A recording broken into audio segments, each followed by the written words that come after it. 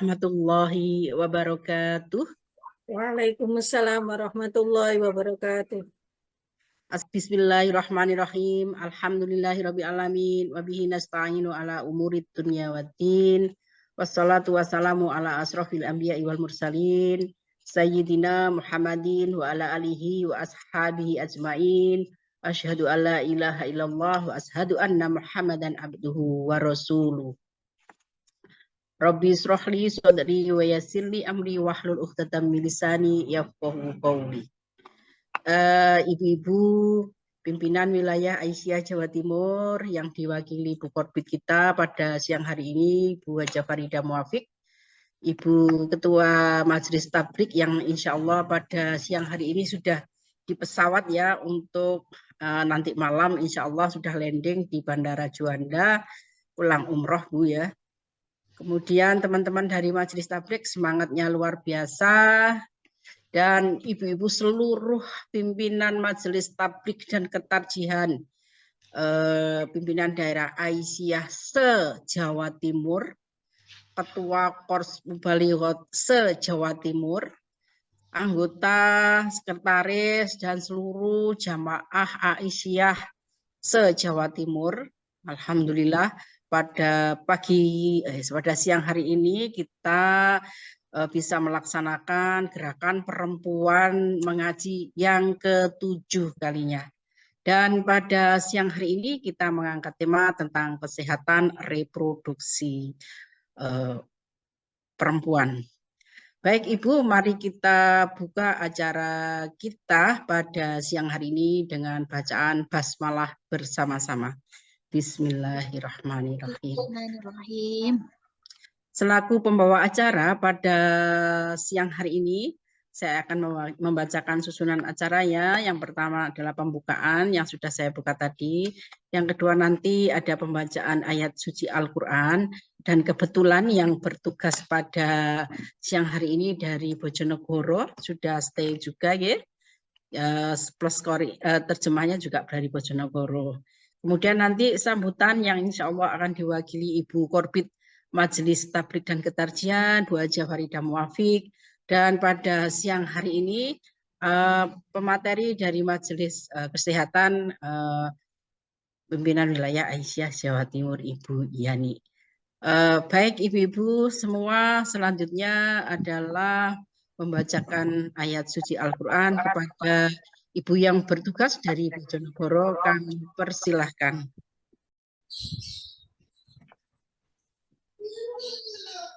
Assalamualaikum warahmatullahi wabarakatuh. Waalaikumsalam warahmatullahi wabarakatuh. A'udzu billahi minasy syaithanir rajim.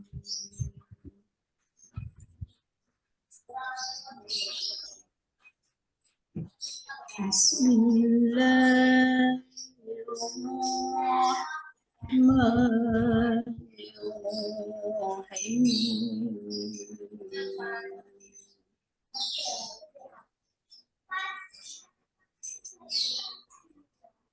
ويسألونك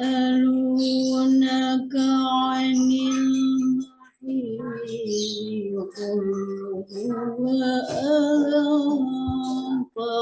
فاعتزلوا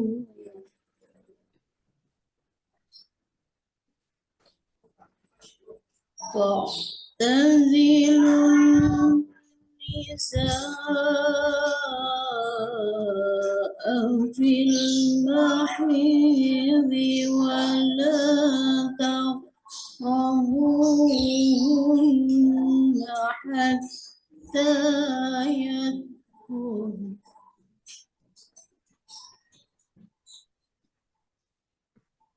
وإذا تطهرن فأتوهن من حيث أمركم الله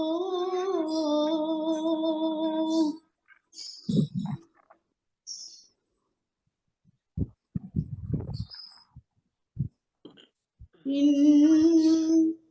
الله التوابين ويحب المتطهرين.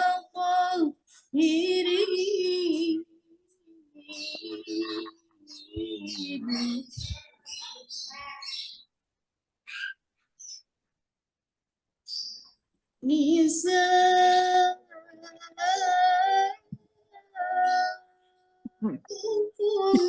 حرث لكم فأتوا حرثكم أنى شئتم وقدموا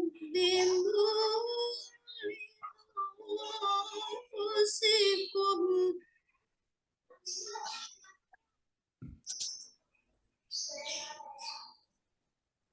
واتقوا واعلموا أنكم ملاقوه وبشر المؤمنين.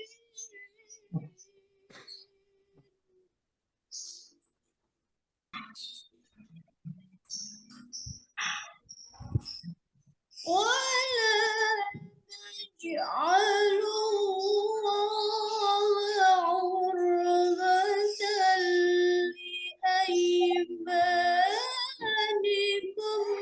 أن تبروا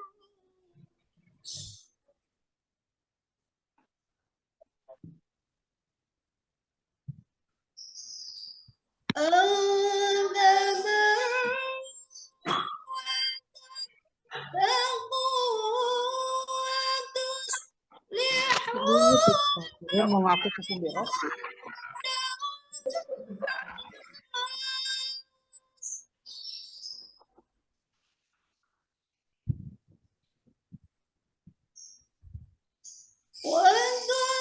وتصلحوا بين الناس والله سميع عليم.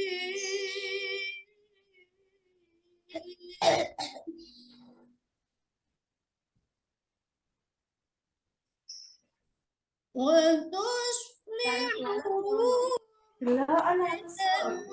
بين الناس والله سميع عليم. صدق الله العظيم. Assalamualaikum warahmatullahi wabarakatuh. Waalaikumsalam warahmatullahi wabarakatuh. Assalamualaikum warahmatullahi wabarakatuh. Waalaikumsalam warahmatullahi Assalamualaikum wabarakatuh. warahmatullahi wabarakatuh. Aku berlindung kepada Allah dari godaan syaitan yang terkutuk dengan menyebut nama Allah yang Maha Pengasih lagi Maha Penyayang. Dan mereka bertanya kepadamu Muhammad tentang haid. Katakanlah itu adalah suatu yang kotor. Karena itu jauhilah istri pada waktu haid. Dan jangan kamu dekati mereka sebelum mereka suci. Apabila mereka telah suci, campurilah mereka sesuai dengan ketentuan yang diperintahkan Allah kepadamu. Sungguh Allah menyukai orang-orang yang taubat dan menyukai orang yang menyucikan diri. Istri-istrimu adalah ladang bagimu. Maka datangilah ladangmu itu kapan saja dengan cara yang kamu suka. Dan utamakanlah yang baik untuk dirimu. Bertakwalah kepada Allah dan ketahuilah bahwa kamu kelak akan menemuinya. Dan sampaikanlah kabar gembira kepada orang yang beriman. dan jangan kamu jadikan nama Allah dalam sumpahmu sebagai penghalang untuk berbuat kebajikan, bertakwa, dan menciptakan kedamaian di antara manusia. Allah Maha Mendengar, Maha Mengetahui. Maha benar Allah atas segala firman-Nya. Wassalamualaikum warahmatullahi wabarakatuh. Waalaikumsalam warahmatullahi wabarakatuh. Terima kasih dari Bojonegoro, bacaan ayat suci Al-Quran beserta terjemahannya. Saking semangatnya, salamnya sampai 2 kali. Luar biasa. Baik, tidak apa-apa, intern kita. Baik, demikian tadi pembacaan ayat suci Al-Quran, ibu-ibu. Semoga bermanfaat bagi yang membaca dan kita semua yang ada di grup Zoomiyah ini. Semoga kita semua mendapat semoga bacaan tadi dan kita semua yang mendengarkan dicatat oleh Allah sebagai pahala amal soleh. Selanjutnya adalah sambutan Bu Farida, sampun masuk nggih? Oh, nggih. Alhamdulillah. Sambutan Ketua Korbit kita, Korbit dari Majelis Tabligh dan Ketarjihan, Bu Hajah Farida Muafiq, alhamdulillah sudah bergabung. Monggo Ibu Korbit kita, Bu Hajah Farida Muafiq, kami persilahkan. Terima kasih. Assalamualaikum warahmatullahi wabarakatuh. Assalamualaikum warahmatullahi wabarakatuh. Alhamdulillahilladzi hadana li hadza wa ma kunna asyhadu an la ilaha illallah wahdahu la syarika lah wa asyhadu anna Muhammadan abduhu wa rasuluh la nabiyya ba'dahu. Raditu billahi rabba wa bil islami dina wa bi Muhammadin sallallahu alaihi wasallam nabiyya wa rasul. Yang kami hormati teman-teman ibu-ibu dari Majelis Tabligh dan Ketarjihan Pimpinan Wilayah Aisyah Jawa Timur, para peserta jamaah Zoomiyat, tadi Bu Umi menamakan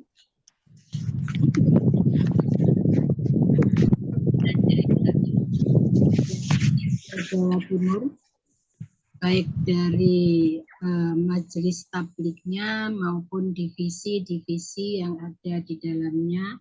Mungkin yang terpenting adalah divisi Mubalighutnya untuk senantiasa ikut menyemarakkan, ya. Menyemarakkan artinya ya program kita ada program GPM, Gerakan Perempuan Mengaji ini, yang menjadi program unggulan dari pimpinan pusat Aisyah. Mudah-mudahan sampai setelah bulan Januari itu bisa melaksanakan, bisa artinya bisa juga untuk senantiasa menggemukkan, ya. Jadi saya lihat alhamdulillah dari setiap PDA itu sudah rutin, ada yang seminggu sekali, dari pimpinan wilayah masih bisa 1 bulan sekali, Bu Umi, ya. Ya mudah-mudahan itu nanti bisa istiqomah gitu. Pertama, mari kita melahirkan rasa syukur kita kehadirat Allah Subhanahu wa Ta'ala yang telah memberikan kepada kita kesempatan kesehatan, sehingga pada siang hari ini kita hanya dituntut untuk kehilangan pulsa, barangkali begitu, ya. Mungkin tidak harus keluar rumah berpanas-panas begitu. Ya, ini ada termasuk dari kecanggihan teknologi kita. Kemudian sholawat salam mudah-mudahan senantiasa kita haturkan pada junjungan kita Nabi Muhammad Shallallahu Alaihi Wasallam beserta sanak kerabat beliau yang telah mendukung perjuangan beliau.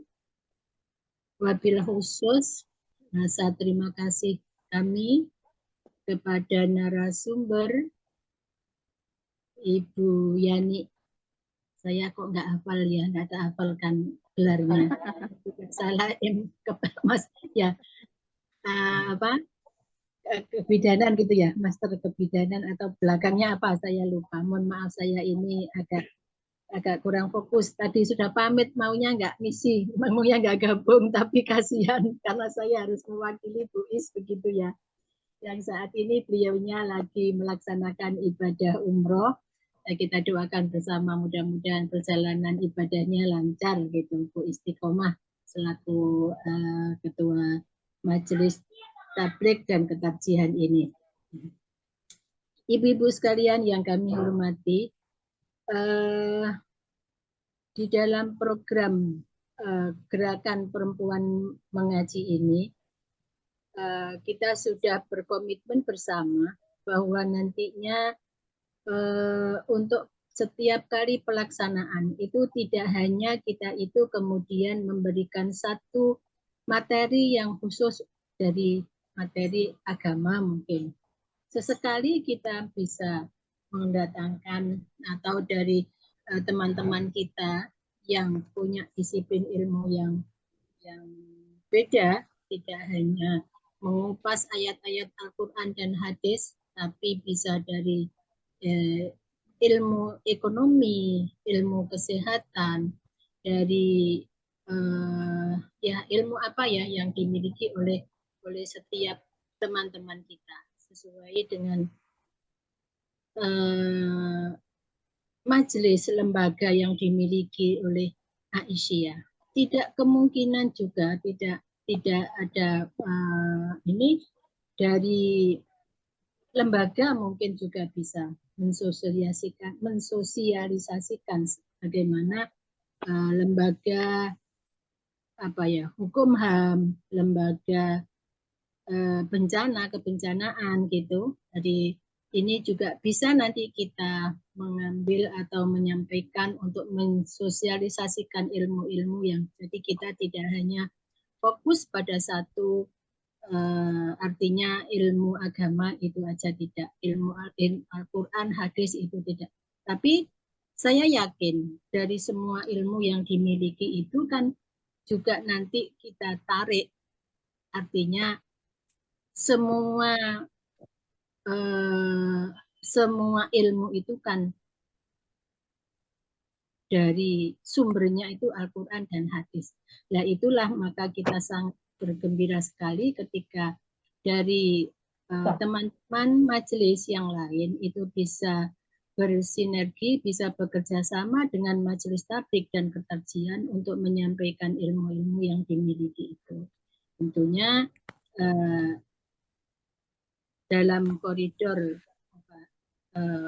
Quran dan hadis, karena memang kedua ini adalah merupakan sumber dari semua ilmu yang ada di dunia ini.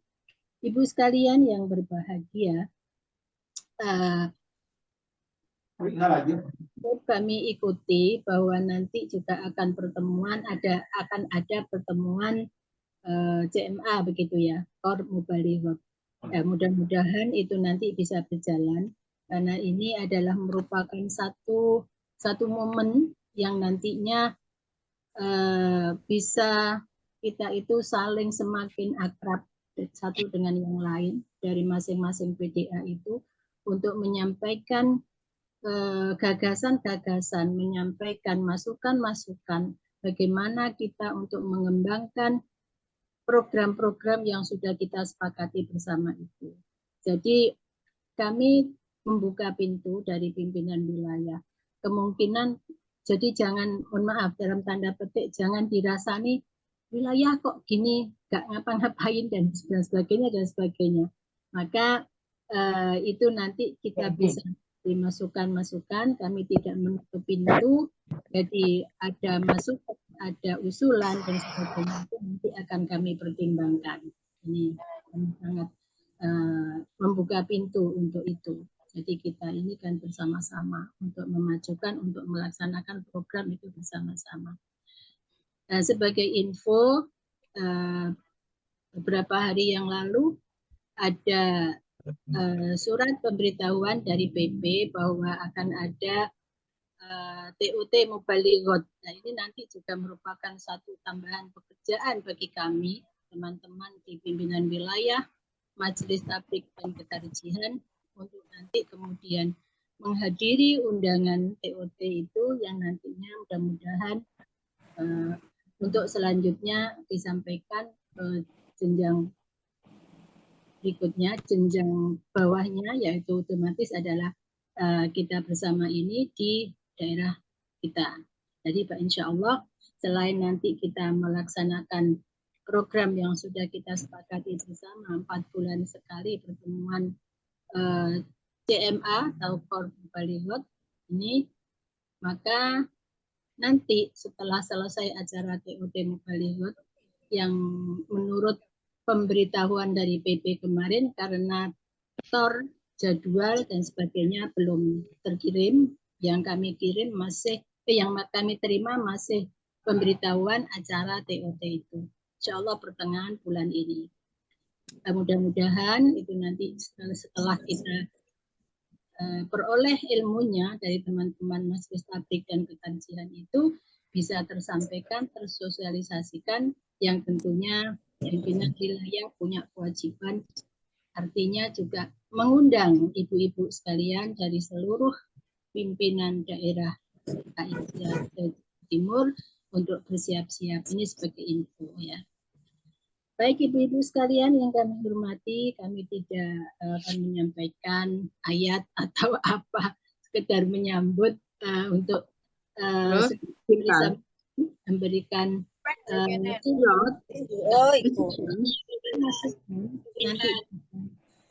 disampaikan, barangkali nanti ada kurangnya, kok begini dan begitu, itu nanti monggo nanti akan dipertimbangkan.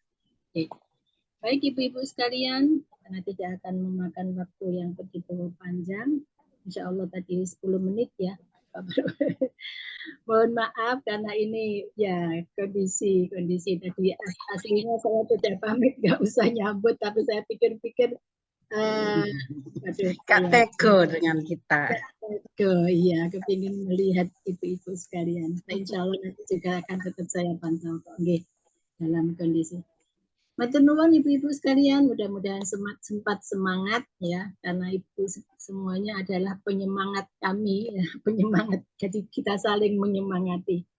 Kepada Ibu Yani sekali lagi saya sampaikan terima kasih yang sudah bisa menyempatkan waktu luar biasa untuk kita teman-teman tabligh ini menerima ilmunya, Pak, insya Allah sudah siap. Saya kira demikian, mohon maaf atas segala kekurangannya. Nasrul minallah wa fathun qarib wa basyiril mu'minin. Assalamualaikum warahmatullahi wabarakatuh.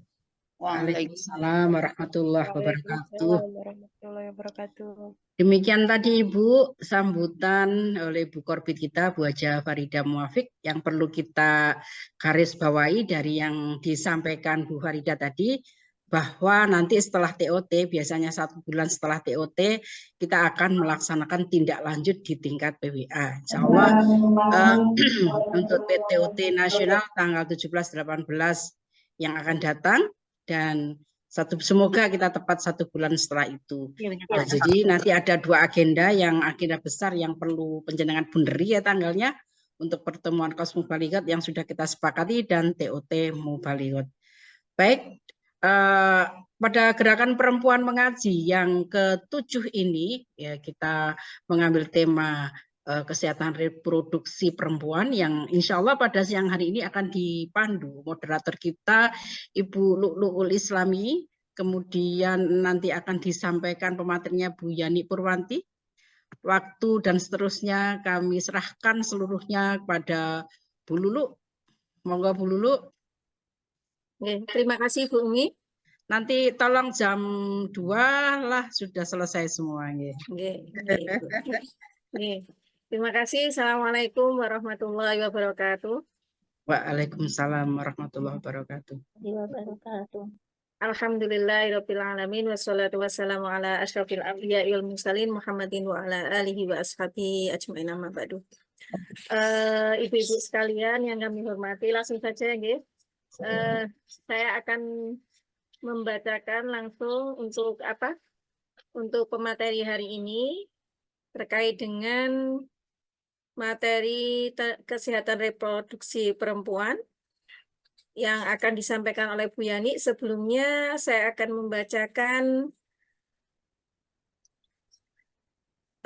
biodata beliau, ya. Nama beliau Ibu Yani Purwanti, SST MKet, ya. Tempat tanggal lahir Jombang 23 Desember 1979. Okay. Kemudian alamat rumah Perumtas 3 Blok N349 Kemiri, Tulangan Sidoarjo. Nomor telepon 085808344990. Riwayat pendidikan beliau untuk D3 Akbid Siti Khadijah tahun 2001-2004. Kemudian D4-nya Universitas Padjadjaran Bandung 2006-2007, dilanjutkan dengan S2 di universitas yang sama, yaitu Universitas Padjadjaran Bandung, Magister Kebidanan. Kemudian riwayat pelatihan, ini banyak sekali pelatihan yang sudah diikuti oleh beliau. Kemudian,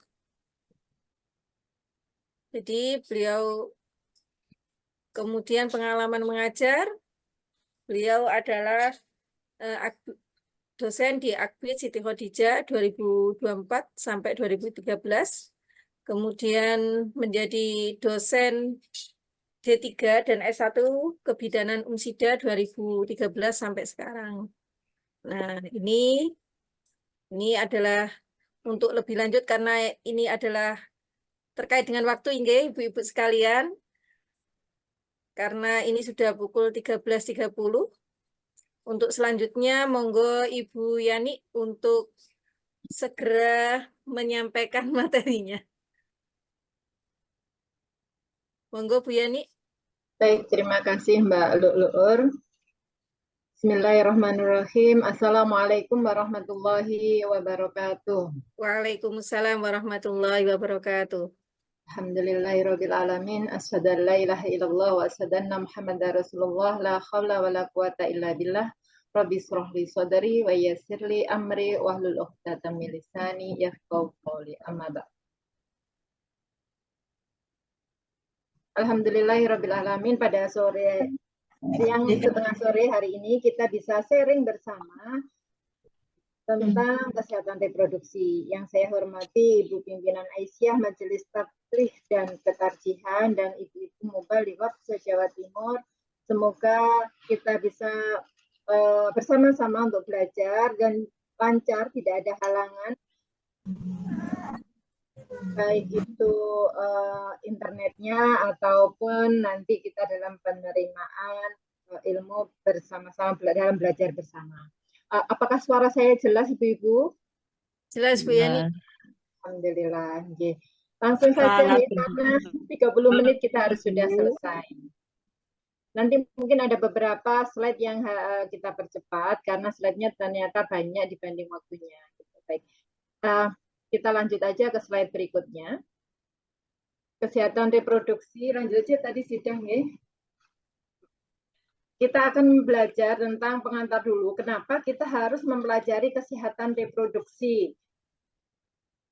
Ya, peta masalah kesehatan perempuan, siklus kehidupan gizi perempuan, KB, resiko kesehatan perempuan, dan tinjauan Al-Quran dan juga sunnahnya. Ini nanti insya Allah ibu-ibu dari Mubalighat lebih memahami untuk tinjauan dari Al-Quran dan hadisnya.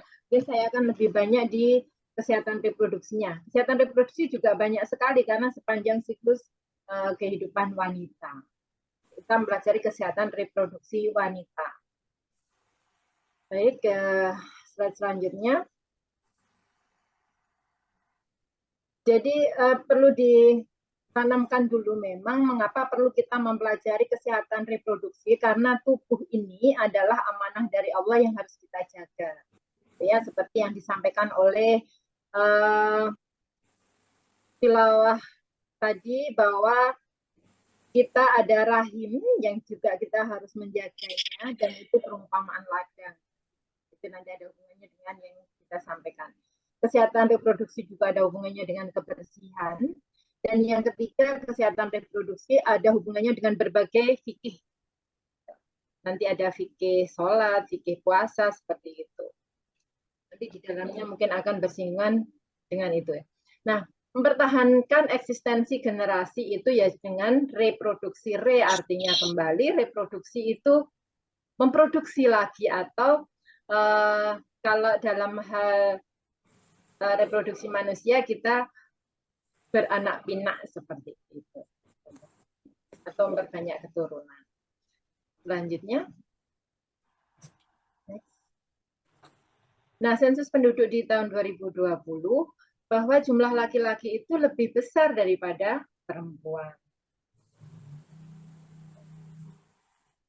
Selanjutnya, peta masalahnya, Allah menciptakan manusia itu berpasangan laki-laki dan juga perempuan. Dan setiap perempuan memiliki alat reproduksi, namun tidak semua wanita memiliki pengetahuan atau kemampuan yang kuat, atau kekuatan dan kontrol atas organ dan fungsi reproduksinya. Yang kedua, Allah tidak membedakan kualitas laki dan perempuan, kecuali derajat ketakwaannya. Insya Allah ibu-ibu sudah paham betul dengan ayat tersebut. Saya mohon izin di sana.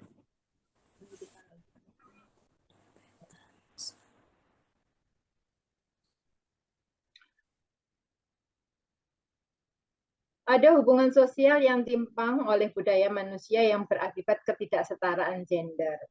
Gender beda dengan seks gitu ya, tapi ini adalah peran sosial, yaitu kurangnya hak atas tubuh, seksualitas, dan organ reproduksi wanita yang bagaimana misalnya perempuan tidak mampu atau tidak berdaya mengatur kelahirannya, sehingga tidak sempat merawat dirinya. Nah, contohnya seperti itu. Next.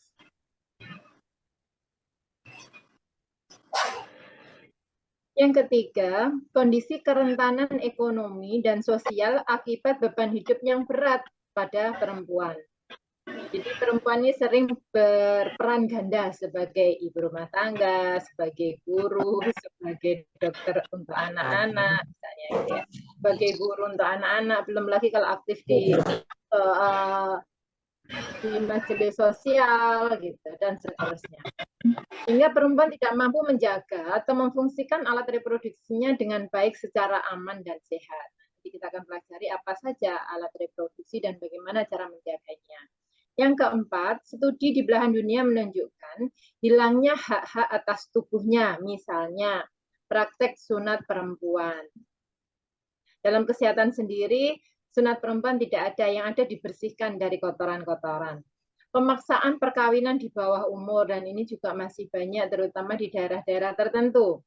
Pemaksaan kehamilan untuk mendapatkan jumlah dan jenis kelamin tertentu, misalnya sebelum punya anak laki-laki harus hamil terus misalnya seperti itu.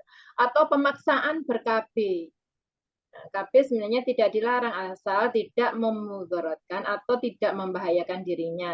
Nah, ini karena perlu ilmu tersendiri, karena tidak semua orang tubuhnya bisa menerima alat kontrasepsi.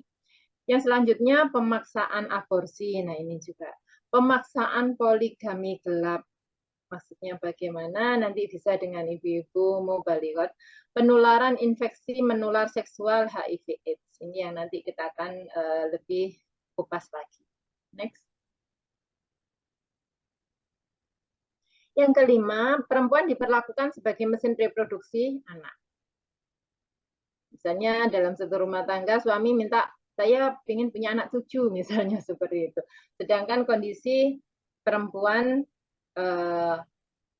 tidak selamanya fit terus gitu misalnya, sehat terus kan, apalagi ekonomi yang tidak menunjang. Yang keenam, fertilitas wanita dijadikan sebagai indikator keberhasilan pembangunan. Yang ketujuh, mitos atau adat terpantang makanan berprotein bagi perempuan sejak anak-anak. Ini yang kita namakan ketimpangan gender. Yang perempuan tidak dikasih ikan misalnya, lebih banyak yang dikasih ikan itu laki-laki misalnya, seperti itu. Masa pubertas ini juga kita perlu pahami di kesehatan reproduksi remaja karena ini ada peningkatan hormon dan efeknya bisa kemana-mana. Hamil dan menyusui, kekurangan gizi sampai anemia yang menjadi penyebab langsung komplikasi kehamilan, kematian bayi, gangguan kesehatan, dan juga tumbuh kembang anak yang sekarang lagi isunya marak yaitu stunting. Lanjut. Nah, ini tadi kesehatan perempuan, ini berhubungan dengan kesehatan reproduksi. Next.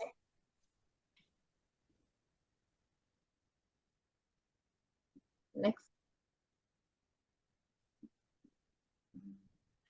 Tadi sudah saya sampaikan, reproduksi adalah memproduksi kembali. Ini pengertian secara kata.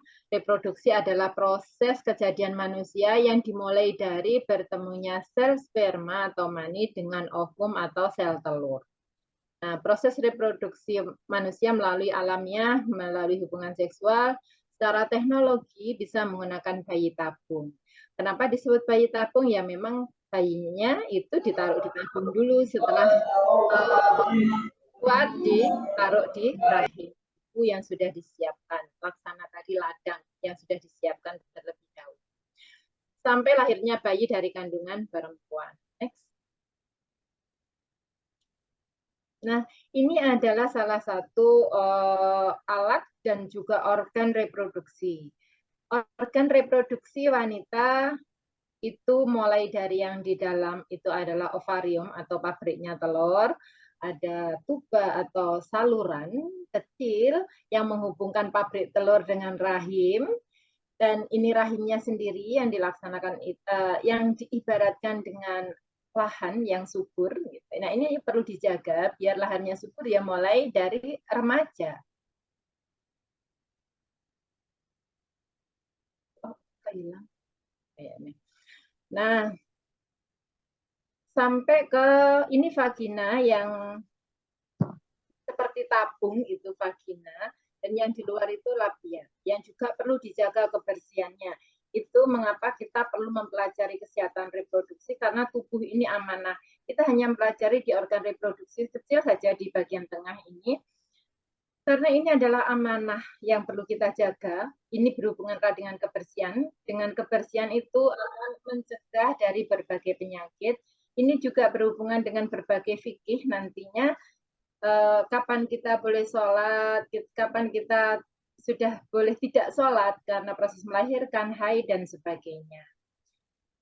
Kalau ini adalah gambaran dari pabrik telur, mulai dari telur yang kecil, besar, membesar, sampai dia keluar dan menuju rahim, nanti janjian sama sel mani di sana.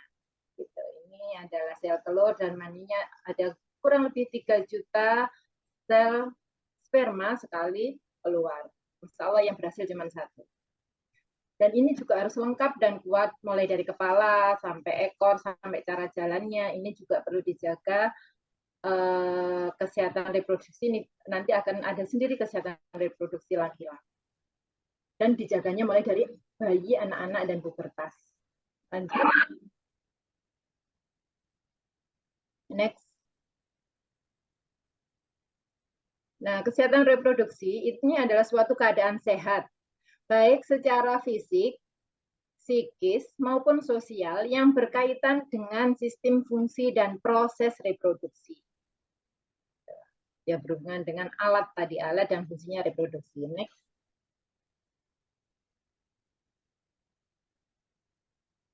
Next. Lanjut.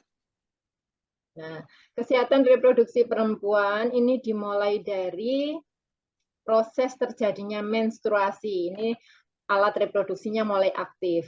Nah, saat menstruasi ini ada hormon estrogen dan progesteron yang sudah mulai meningkat. Ini ada hubungannya dengan psikis juga yang mulai labil gitu.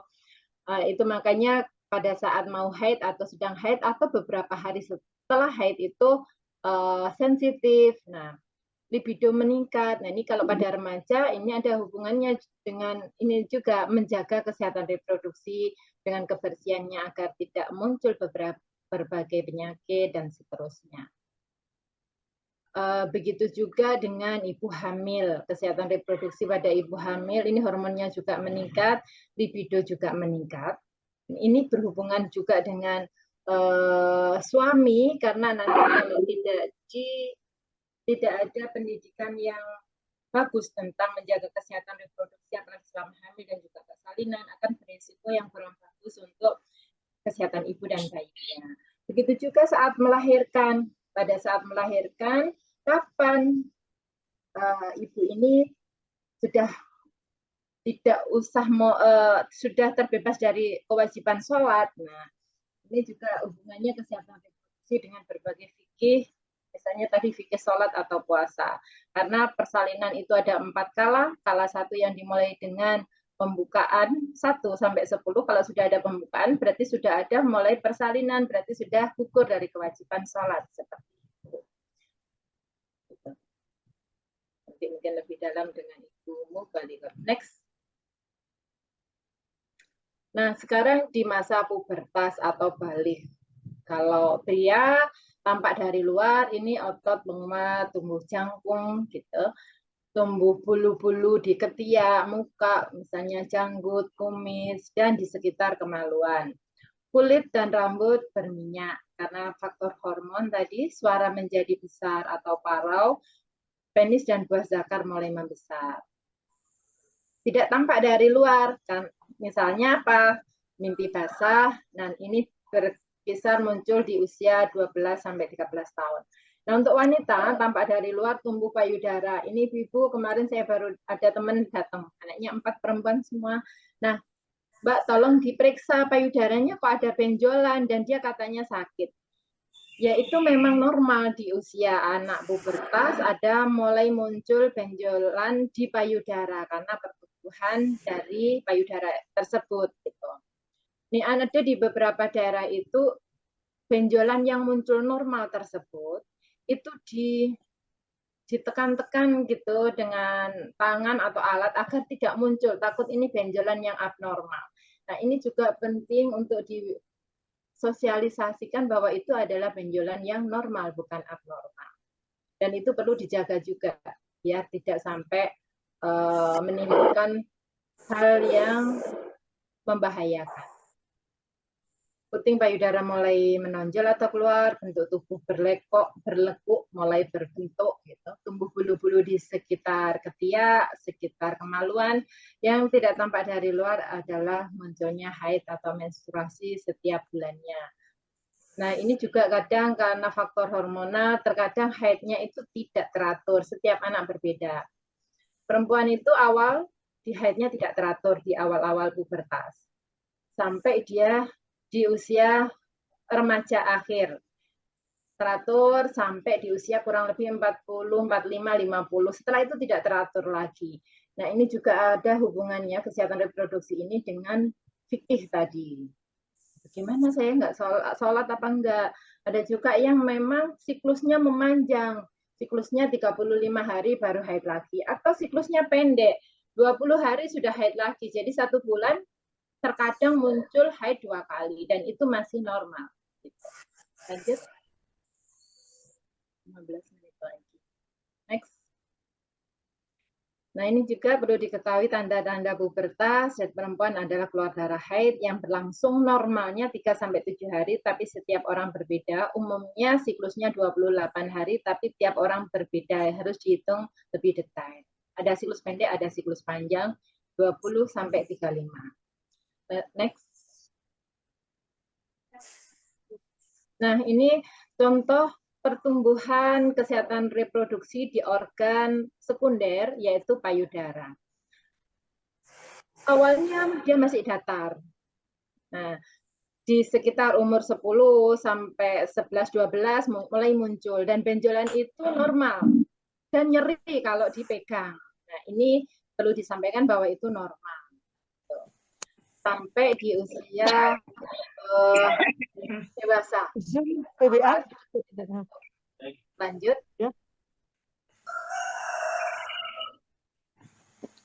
Perubahan fisik yang di bawah itu juga sama, perkembangan seks sekunder itu adalah payudara, perkembangan organ reproduksi yang primer itu ada di bawah ya, yang tampak di luar itu adalah vulva minor, mayor dan minor. Yang namanya vagina itu yang berbentuk tabung yang di dalam tidak kelihatan. Nah, perubahan sistem sirkulasi dan juga respirasi ini juga berbeda dari anak-anak ke remaja. Apalagi hormon yang bisa mempengaruhi libido dan juga hormon yang lain. Lanjut. Ini tadi sudah, jadi ukurannya bertahap. Ini organ yang primer yang perlu diketahui dan perlu dijaga, tadi menjaga kesehatan reproduksi wanita dengan kebersihan, dengan makanan dan seterusnya.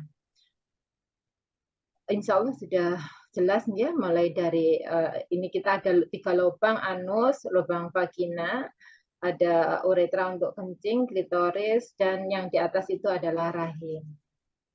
Next.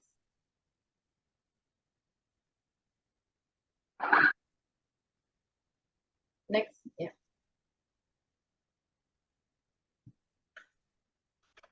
Rahim itu tempatnya kokoh sekali, dia berlapis-lapis sampai dia dimuatin 2-3 bayi itu, Masya Allah gitu ya, kuat, kokoh gitu. Dan ada penopang-penopangnya dari ligamen-ligamen atau otot-otot yang menopangnya, sehingga kalau dia gemeli atau kembar 3 itu rahim itu kuat sekali dan lapisannya banyak. Ini bagian dalam vagina kita, panjangnya kurang lebih 8-10 cm. Ini dilewati darah saat menstruasi ataupun bayi. Ini juga lubangnya kecil kalau pada saat normal seperti tidak hamil, gitu. Normal lubangnya kurang lebih 2 cm dan Masya Allah bisa dilewati ukuran kepala bayi 10-15 cm. Seperti itu harus dijaga juga elastisitasnya dengan makanan, dengan olahraga, dengan banyak doa tentunya seperti itu. Beratnya uterus itu hanya 50-60 gram seperti buah bir atau segenggam dari genggaman kita. Tuba falopii ada 2 buah, kanan dan kiri, yaitu saluran yang menghubungkan ovarium atau pabrik telur dengan rahim, panjangnya kurang lebih 10 cm. Ovarium ada 2 buah, penghasil telur, mengandung 150.000 sampai 2.000 ovum atau sel telur. Masya Allah, banyak sekali. Dan setiap bulannya kita akan buang, ya, akan luruh bersama darah haid. Namun jika ketemu sama sperma, kalau Allah juga menghendaki bisa jadi janin atau bayi. Serviks atau mulut rahim, ini bagian-bagiannya. Next. Cara merawat kesehatan organ reproduksi. Tentu yang pertama tadi, seperti yang saya sampaikan bahwa kenapa kita perlu mempelajari kesehatan reproduksi, karena tubuh ini amanah. Kesehatan reproduksi berhubungan erat dengan kebersihan. Jadi menjaga organ reproduksi dengan membersihkan alat kelamin dengan air bersih dari arah depan ke belakang gitu.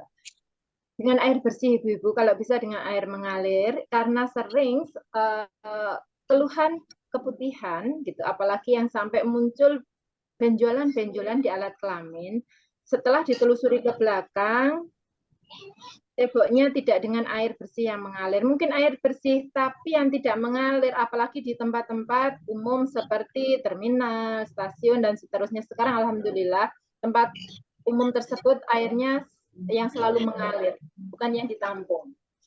Membersihkan dari arah depan ke belakang maksudnya bukan dari ruang tamu sampai ke kamar mandi belakang, bukan, tapi dari arah depan, lubang depan tadi ke arah belakang, bukan dari belakang ke depan.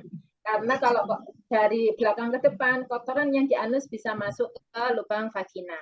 Itu juga resiko terjadi infeksi atau beberapa penyakit. Yang kedua, mengganti celana dalam minimal 2 kali sehari atau terasa basah atau jika sudah tidak nyaman.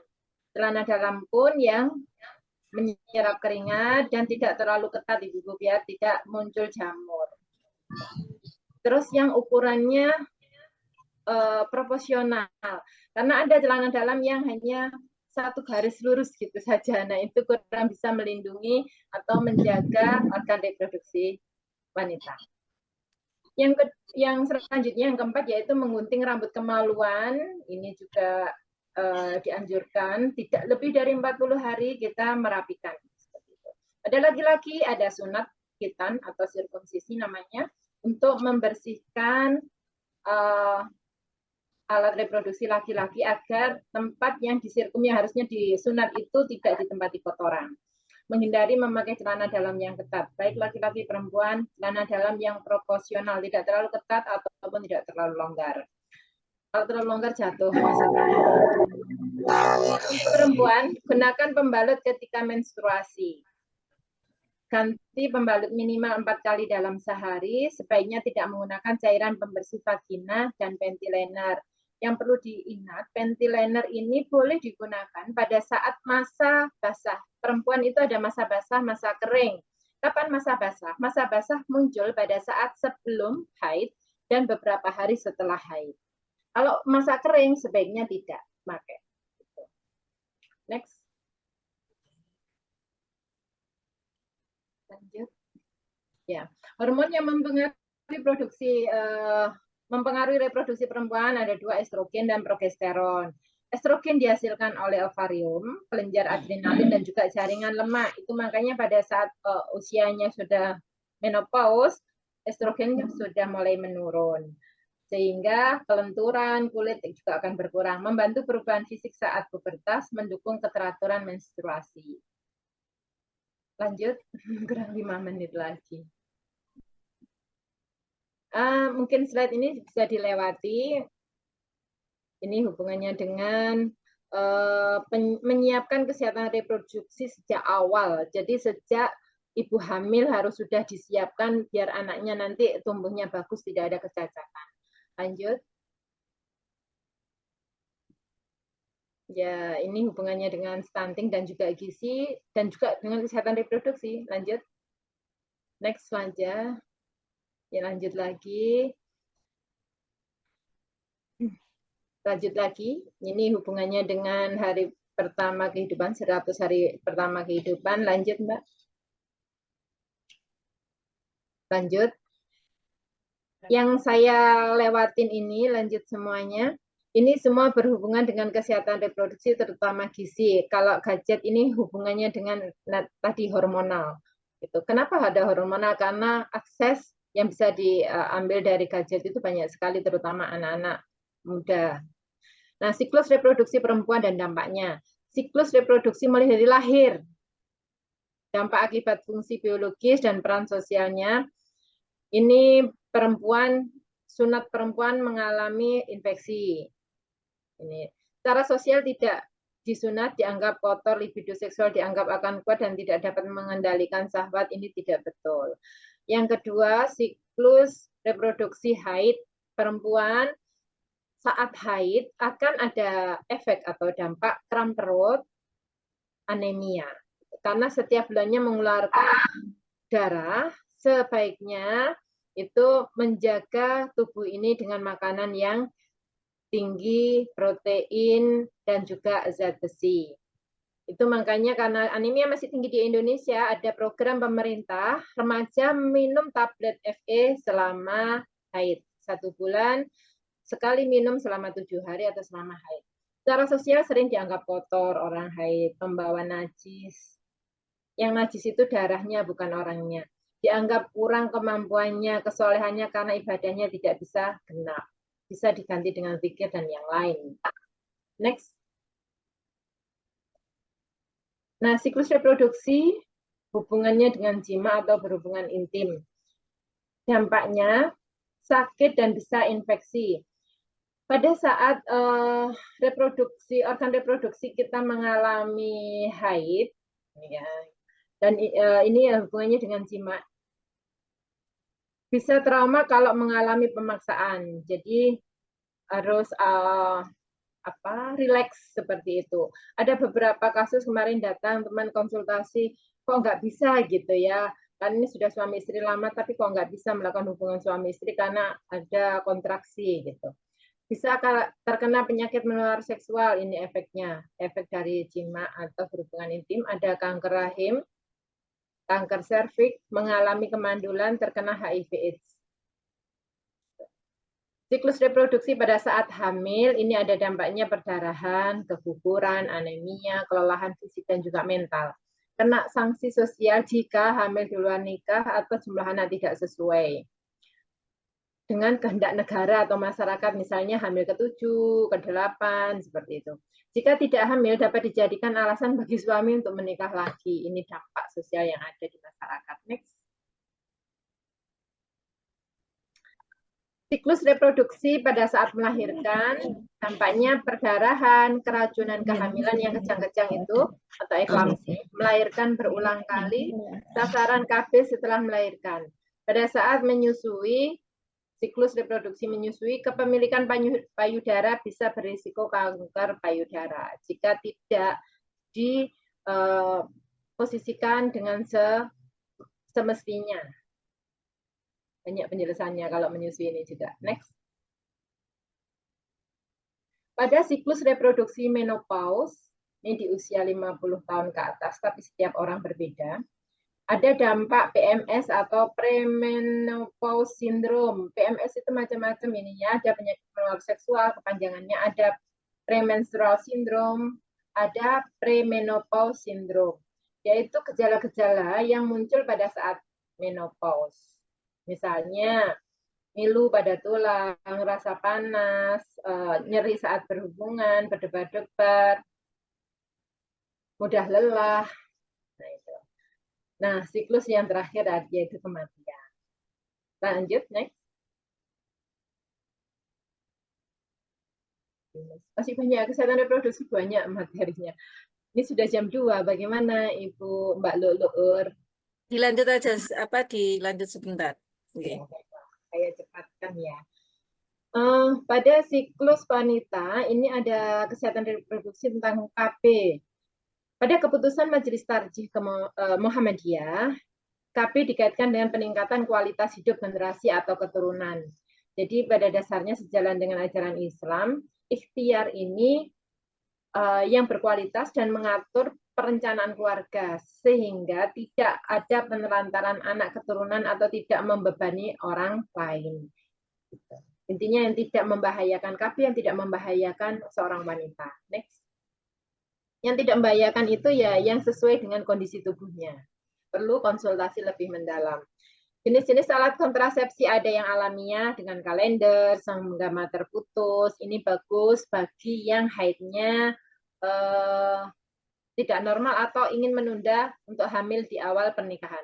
Metode hormonal, pil, suntik, implan, ada metode perintangan yaitu kondom, spermisid, diafragma perempuan, ada IUD atau alat kontrasepsi dalam rahim, ada metode operasi vasektomi dan tubektomi. Ini pilihan terakhir. Pertimbangan memilih alkon, alat kontrasepsi ini yang dianggap berlawanan dengan ajaran Islam ialah sikap dan tindakan dalam perkawinan yang dijiwai oleh niat segan mempunyai keturunan, ini yang tidak diperbolehkan. Lanjut. Masalah kesehatan reproduksi ini banyak sekali juga masalahnya, ada kehamilan yang tidak diinginkan, ada infeksi menular seksual, ada juga penyakit menular HIV/AIDS. Lanjut. Kita mengenal kulit-kulitnya saja karena waktu tidak mencukupi gitu. Jenis infeksi menular seksual contohnya GO atau gonoru, keluar cairan tidak normal dari saluran kencing laki-laki maupun perempuan, tidak hanya laki-laki. Ada chlamydia atau trichomonas, keluar cairan abnormal dari kemaluan wanita, misal contohnya keputihan yang berwarna hijau, gatal, bau. Nah, ini sudah mulai tanda-tanda trichomonas. Yang ketiga, adanya luka pada alat kelamin pria atau wanita. Di sini ada contohnya sifilis, ada herpes. Herpes ini juga tidak hanya dari hubungan seksual. Tadi contohnya cebok dengan air yang kurang bersih. Itu contohnya bisa mengakibatkan hal tersebut. Yang keempat, adanya pembengkakan pada testis atau skrotum. Pada perempuan juga bisa, adanya pembesaran kelenjar pada lipat paha, adanya nyeri perut bagian bawah pada wanita. Ini biasanya bakteri. Kalau ada nyeri perut bagian bawah, segera konsultasi. Next. Dampak dari infeksi menular menyebabkan kemandulan. Ini makanya perlu dijaga hubungannya dengan kebersihan. La taqrabu zina. Nah, itu juga bisa mencegah terjadinya IMS lebih dini. Menyebabkan cacat pada bayi, IMS itu. Contohnya sifilis, bahkan sampai kematian bayi. Gonoru pada mata bayi jika ibunya mengalami GO atau keputihan yang keluar keputihan kental, kuning dan berbau, mengakibatkan menular kepada bayi, bisa kena matanya, bisa pneumonia atau radang parunya, menyebabkan abortus atau keguguran, menyebabkan kanker serviks, potensi tertular HIV/AIDS lebih besar dengan adanya IMS. Next.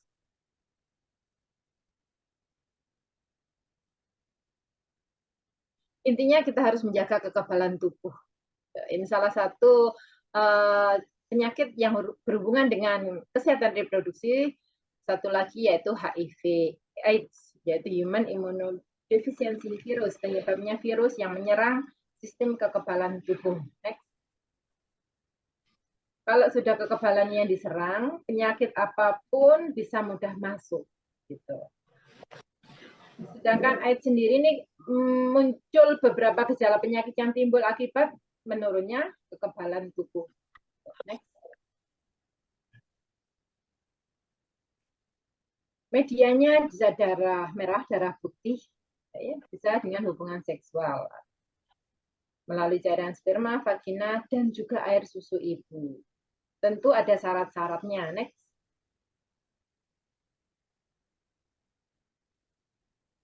Bagaimana cara menularnya? Bisa melalui hubungan seksual tidak aman dengan penderita HIV/AIDS, jarum suntik yang tidak steril. Sekarang sudah 1 kali pakai buang, kalau dulu itu disteril dari kaca, kalau sekarang disposable.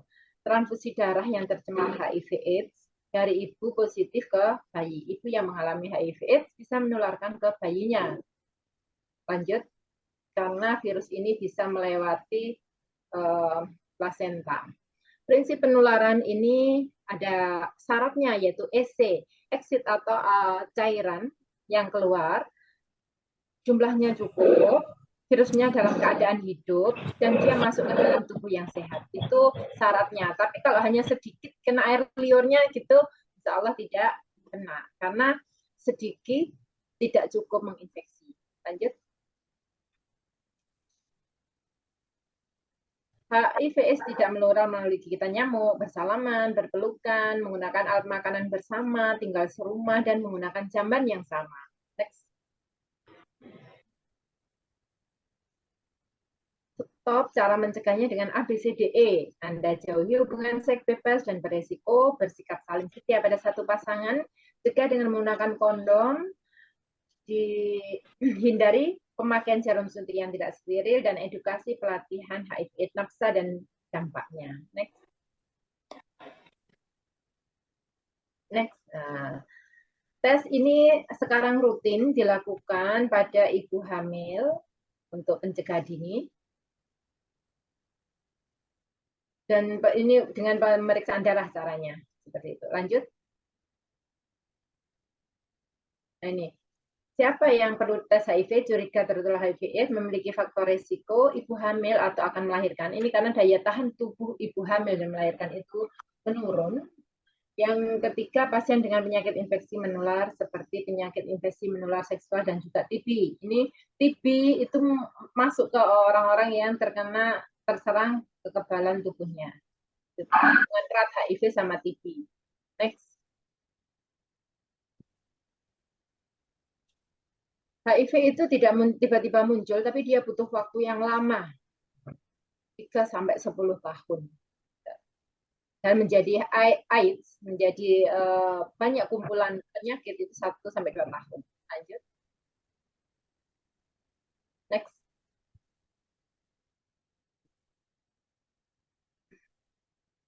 Pengobatan belum ada obat yang spesifik, jenis obat yang ada belum ada obat yang menyembuhkan, baru ada obat yang menghambat virus. Ini obatnya, lanjut yang lain. Tentu obatnya simptomatik. Ini resiko kesehatan reproduksi, resikonya ya menstruasi, siklusnya tadi sudah saya jelaskan di awal. Next. Menstruasi itu lepasnya dinding rahim setiap bulan. Yang kedua, keputihan. Keputihan itu ada dua, normal dan yang abnormal. Normal itu muncul sebelum haid. Cirinya ada 3, keputihannya tidak berwarna, jadi putih seperti putih telur, tidak berbau, dan tidak gatal. Syaratnya 3 itu. Jika 3 ini mengalami keputihan yang berwarna kuning, hijau, merah, seperti itu, berwarna, berbau, dan gatal, itu sudah abnormal, harus segera diobatkan. Seperti blondol susu, nah gitu ya. Penyebabnya bisa parasit, cacing, ya, bisa jamur, dan juga bisa trichomonas. Lanjut. Gambar-gambar. Lanjut.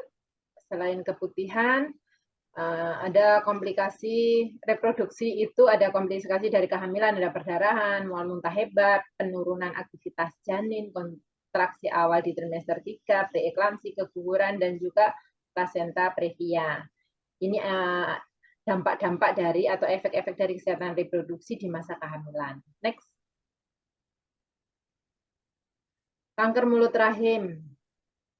Ini dampak dari kesehatan reproduksi yang tidak dijaga dengan benar, bisa beresiko juga adanya kanker mulut rahim. Penanggulangannya rutin pap smear, tes IVA, infeksi visual dengan asam asetat. Yang kelima adalah kanker payudara, cara penanggulangannya dengan sadari atau pemeriksaan payudara sendiri. Kapan? 5-7 hari setelah haid, diraba, memutar, dilihat di depan kaca. Apakah ada benjolan yang abnormal? Lanjut. Sudah lebih 10 menit. Nah, ini contohnya sadari, insya Allah banyak untuk poster-poster seperti ini. Lanjut. Kesehatan dan kebersihan organ reproduksi perempuan pada masa haid dan menstruasi, masa nifas yang perlu dilakukan. Ini perempuan harus aktif untuk menjaga kesehatannya dan apa-apa yang harus dilakukannya. Next. Tinjauan dari Al-Quran dan Sunnah ada di surat Al-Mu'minun, mungkin bisa langsung next aja. Di surat Abasa 24 sampai ayat 32, yang mungkin saya ambil di surat Al-Mu'minun. Surat yang ke-23 ayat 12, yaitu sungguh kami telah menciptakan manusia dari saripati tanah. Ini ada hubungannya dengan menjaga kesehatan reproduksi melalui makanan dan juga menjaga organ reproduksi, terutama rahim dan teman-temannya tadi, dengan menjaga kebersihan dan juga psikologis dan juga psikisnya. Mungkin itu, next ke bawah, insya Allah sudah selesai semuanya. Sudah terangkum yang saya sampaikan. Mungkin itu, mohon maaf lebih 10 menit. Bisa di next mungkin. Gitu. Ya. Lulu, monggo Bu Lulu. Oke. Terima kasih Bu Yani. Demikian pemaparan terkait materi reproduksi wanita. Monggo. Masih ada waktu ya Bu Umi untuk tanya jawab? Ya, dibatasi 2 atau 3 aja, Bu. Oke, monggo. Untuk saya Makasih. batasi untuk 3 penanya itu ada Bu Widiarti yang sudah raise hand. Monggo.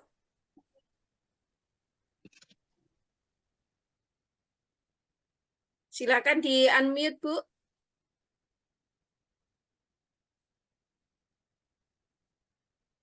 Saya tanya di kolom komentar, Bu. Oke. Yang di kolom komentar. Bentar.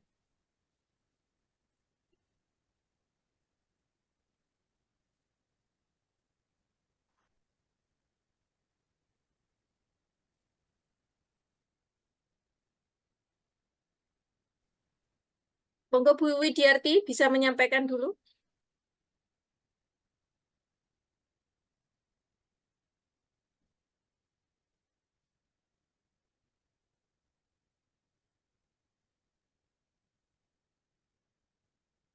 Suaranya Ibu.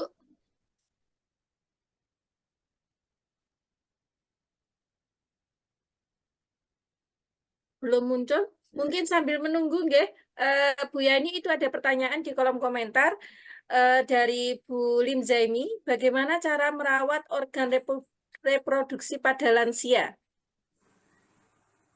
Baik, terima kasih Mbak Lu'ur. Pertanyaan yang pertama ini dari Ibu Zaini. PDA Nganjuk. Terima kasih, pertanyaannya bagus sekali. Jadi bagaimana cara merawat organ reproduksi pada lansia? Pada perempuan yang usianya sudah tidak reproduktif dalam artian bereproduksi, hormon-hormonnya sudah mulai menurun. Sehingga di sana pelumas di organ reproduksinya mulai berkurang. Nah, bagaimana menjaganya? Jaga jangan sampai terlalu kering dan mengakibatkan infeksi. Seperti itu. Bagaimana cara menjaganya? Dengan menjaga kebersihannya. Kebersihan seperti tadi, celana dalam tidak terlalu ketat, terbuat dari katun, ceboknya dengan air bersih mengalir dari arah depan ke belakang. Yang pertama seperti itu, kebersihannya. Yang kedua dari gizinya. Gizinya yang banyak mengandung fitoestrogen, yaitu makanan-makanan yang banyak mengandung fitoestrogen atau bakal dari pembentukan hormon estrogen karena sudah menurun semuanya. Contohnya apa? Bahan makanan yang mengandung fitoestrogen seperti brokoli, kacang-kacangan, kecambah dan keturunannya, misalnya tempe, tahu, sari kedelai, macam itu. Bunga, kita banyak makan bunga-bunga gitu ya, bunga turi misalnya, bunga pepaya, itu bagus untuk kesehatan reproduksi. Begitu Ibu Zaimi, bisa terjawab? Oke, terima kasih. Itu ada lagi Bu Yani. Baik, lanjut ya. Dari PDA Sampang, Bu Nuris. Haid dalam 1 bulan 2 kali, tapi hanya jeda 5 hari. Tapi dia pernah kena penyakit kista. Apakah penyakit itu yang menjadi penyebabnya, atau apakah stres bisa menyebabkan haid tidak normal? Baik, terima kasih. Monggo Bu Yani. Haid yang 1 bulan 2 kali dengan jeda hanya 5 hari itu terlalu pendek untuk siklus haid. Nah, ini perlu dicari penyebabnya apa. Nah, ternyata ada kista. Perlu dikaji lagi kistanya itu seberapa, sudah besar apa belum, jenisnya apa, karena itu sangat mempengaruhi pola haid kita gitu. Jadi penyebabnya itu yang kita atasi dulu. Hubungan haid dengan hormon memang sangat berhubungan. Misalnya kalau kita mau ujian aja gitu ya, mau ujian kadang haidnya bisa datang lebih cepat, bahkan bisa tidak datang haid seperti itu. Karena berhubungan dengan hormon tadi. Gitu. Jadi solusinya ya cepat diperiksakan, kistanya jenisnya apa, seberapa besar, dan penanganannya bagaimana setelah diketahui kondisinya kista tersebut. Lanjut di Bu Suharti. Ngaten nggih Bu dari Sampang. Ya, itu ada pertanyaan lagi di kolom chat Bu Yani. Ya. Pertanyaan selanjutnya itu Bu Suharti. Yes. Bu Suharti Ngantang.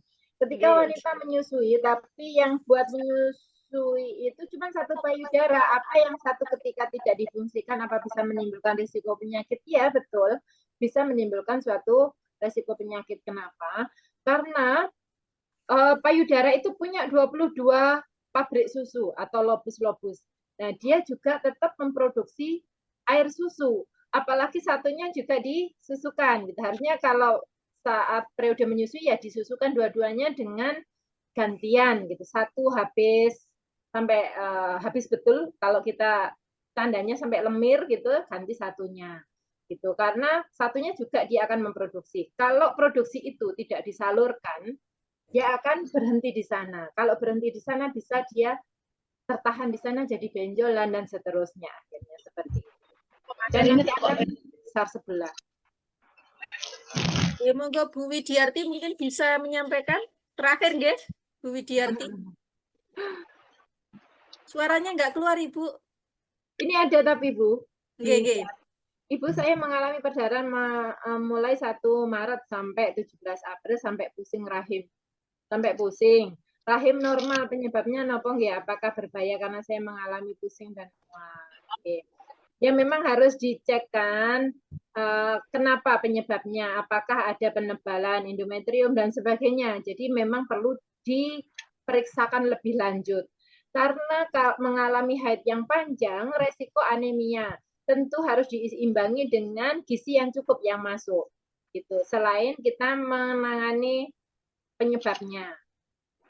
Apa gizi yang seimbang itu untuk menjaga, merawat kesehatan reproduksi kita biar tetap stabil, tentu dengan tablet tambah darah yang kimia. Kalau mau yang alami, kita ada Allah beri kurma, sari kurma bisa, atau kurma yang asli minimal itu bisa meningkatkan 1 gram persen HB dalam 1 minggu. Dari penelitian seperti itu. Mungkin itu Bu Widiarti. Nggih. Terima kasih. Nggih. Cukup Bu Widiarti? Nggih, cukup. Bismillah. Nggih. Demikian sedikit materi, istilahnya kulitnya saja nggih Bu Yani ya, terkait dengan reproduksi wanita. Nggih, karena memang terbatasnya waktu, semoga nanti di lain waktu kita bisa mengkupas tuntas terkait dengan reproduksi wanita ini. Nggih. Sebelum berakhir mungkin ini ada pertanyaan lagi nih Pripun ini. Iya, saya mau tanya tadi loh Bu Lulu. Itu saya pengen tanya itu loh. Tadi kan ada kata-kata yang tidak boleh menggunakan panty liner. Kalau panty liner itu kan sangat membantu, misalkan sedang keputihan, kemudian pada saat kita sholat karena bekerja itu kan ya pagi sampai sore, panty liner pada saat mau sholat itu bisa ganti gitu.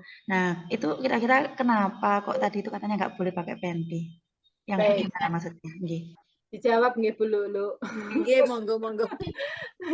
Baik Bu, terima kasih atas pertanyaannya.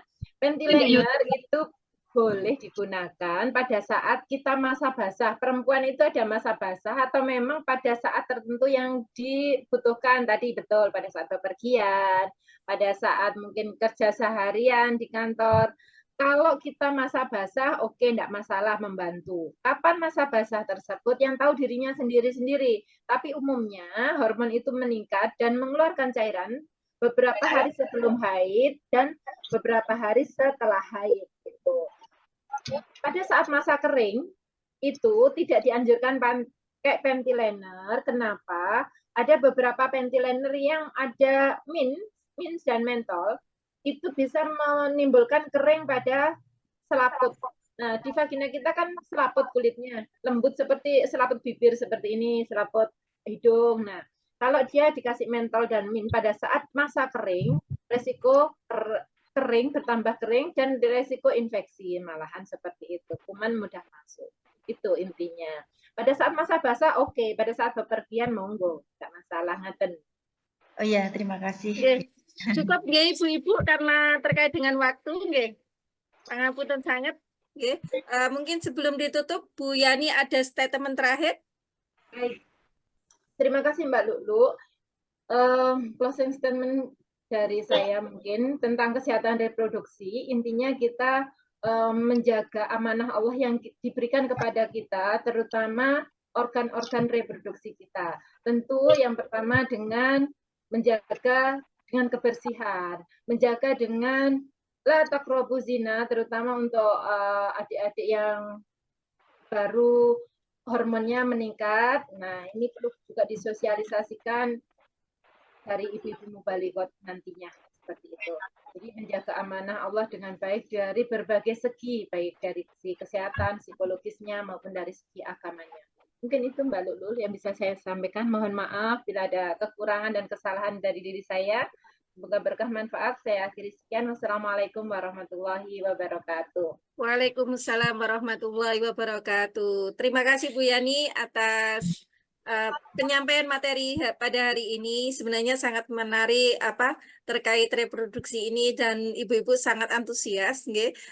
Tetapi karena terbatasnya waktu sehingga kita harus mengakhiri kegiatan GPM ini. Semoga nantinya ada sesi-sesi lain untuk mengupas tuntas terkait dengan reproduksi wanita ini, karena saya kira tidak bisa berhenti di sini saja, tapi perlu ada sesi-sesi lain ya terkait dengan keperempuanan. Itu dari saya sebagai moderator, mungkin dari awal hingga akhir ada yang kurang berkenan, saya mohon maaf, dan akhirnya billahi fi sabilil haq fastabiqul khairat. Wassalamualaikum warahmatullahi wabarakatuh. Selanjutnya saya kembalikan kepada Bu Umi. Monggo Bu Umi. Matur nuwun Mbak Lulu, Bu Yani Purwanti. Alhamdulillah matur nuwun, ilmunya luar biasa. Nagihi. Memang dibuat begitu, ngangeni kurang ilmunya, biar nanti GPM lagi dibahas lagi sesi yang lain tentunya. Ini kita tutup dengan membaca surat Al-Asr bersama dan doa kafaratul majelis. Bismillahirrahmanirrahim. Wal asr innal insana lafi khusrin illal ladzina amanu wa amilus solihati wa tawassaw bil haqqi wa tawassaw bis sabr. Subhanakallahumma wa bihamdika asyhadu an la ilaha illa anta astaghfiruka wa atubu ilaik. Jadi saya selaku pembawa acara pada siang hingga sore hari ini, apabila ada kurang berkenan, ada salah kata, mohon dimaafkan. Kesempurnaan hanya milik Allah, ketidaksempurnaan hanya milik saya. Nasrun minallah wa fathun qarib wa basyiril mu'minin. Wassalamualaikum warahmatullahi wabarakatuh. Waalaikumsalam warahmatullahi wabarakatuh.